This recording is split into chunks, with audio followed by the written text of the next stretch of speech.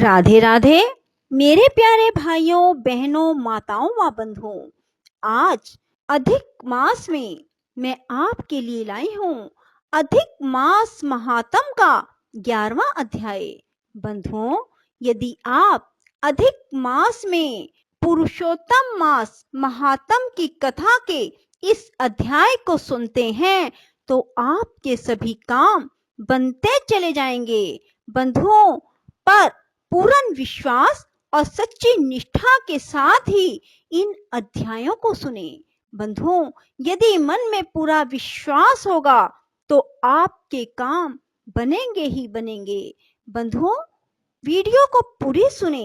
सुनने के बाद कमेंट बॉक्स में जय विष्णु भगवान जरूर लिखें और चैनल को अब तक सब्सक्राइब नहीं किया तो जरूर करें। बंधुओं, पूरी कथा सुनने मात्र से ही आपको पूर्ण फल की प्राप्ति होगी। बोलो विष्णु भगवान की जय, कृष्ण भगवान की जय, पुरुषोत्तम मास की जय।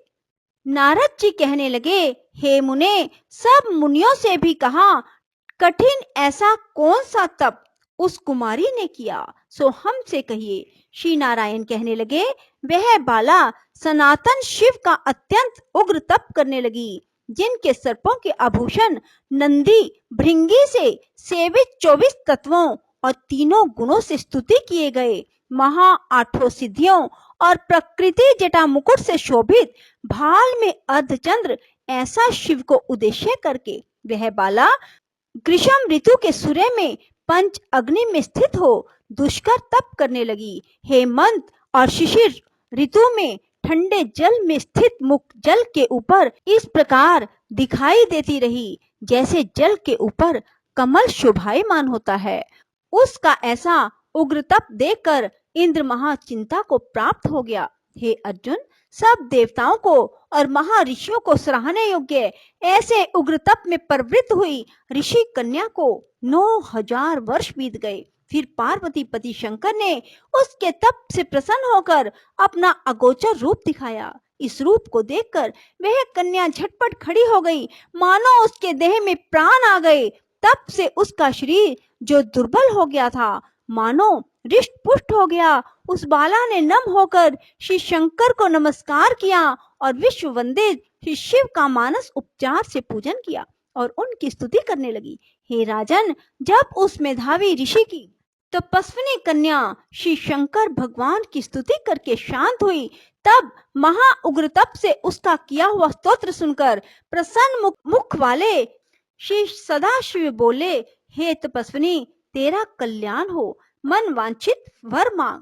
महा आनंद में मगन कुमारी ऐसा सुनकर प्रसन्न हुए शिव जी से यह वचन बोली, हे दीनानाथ, यदि आप मुझ पर प्रसन्न हो तो मुझको पति दीजिए।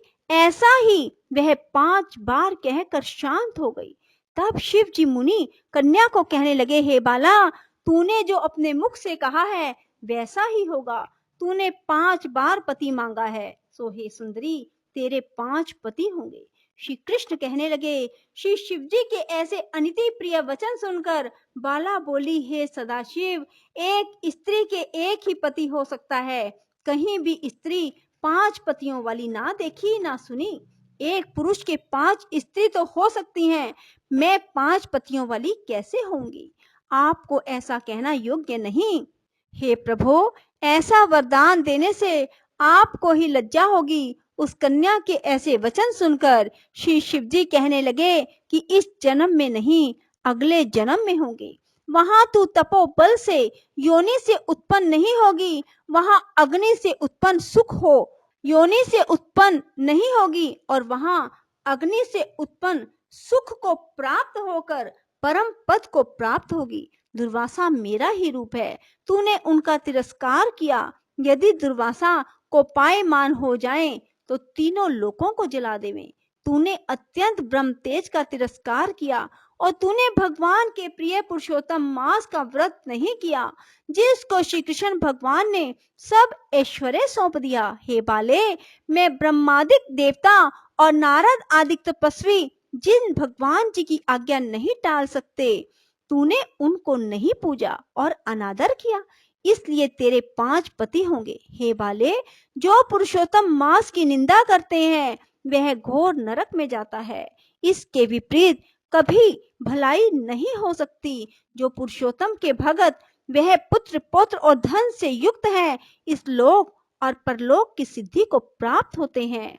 हम सब देवता भी पुरुषोत्तम की सेवा करते हैं। इस प्रकार कहकर श्री नीलकंठ महादेव तत्काल अंतर्ध्यान हो गए। तब वह बाला चकित रह गई। सूत जी कहने लगे, हे ऋषियों, सदा शिव के अंतर्ध्यान होने से उस कन्या को भी चिंता हो गई। बोलो विष्णु भगवान की जय, कृष्ण भगवान की जय।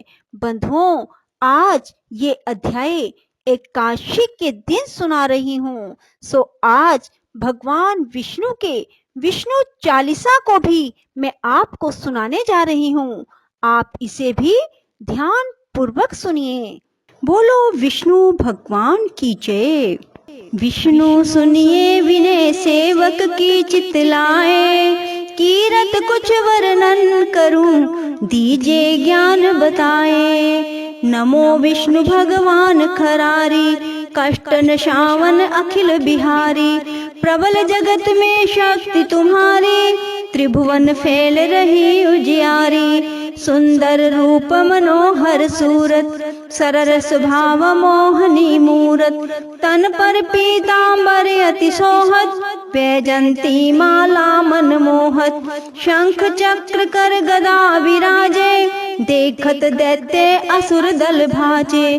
सत्य धर्म मद लोभ न गाजे, काम क्रोध मद लोभ न छाजे। संत भक्त सज्जन मनोरंजन, धनुज असुर दुष्टन धल गंजन। सुख उपजाए कष्ट सब भंजन, दोष मिटाए करत जन सज्जन।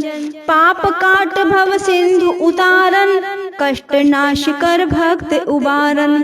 करत अनेक रूप प्रभु धारन, केवल आप भक्ति के कारण। धरनि धेनु बन तुम्हि पुकारा, तब तुम रूप राम का धारा। भार उतार असुर दल मारा, रावण आदिक को संहारा। आप वराह रूप बनाया, हरण्याक्ष को मार गिराया।